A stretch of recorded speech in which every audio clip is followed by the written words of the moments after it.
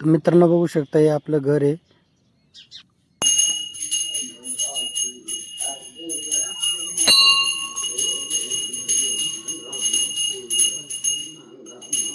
झालं नाही का अजून? राहिलं इथं बांधायचं बरंच आहे. होय. माणसं आम्ही कालच आलोय. माणसं कुठे कालच हात लावला मोठ्या खासराला. वर नाही ना आता हा ना. दोन आता ते गणेश मीन चिपोर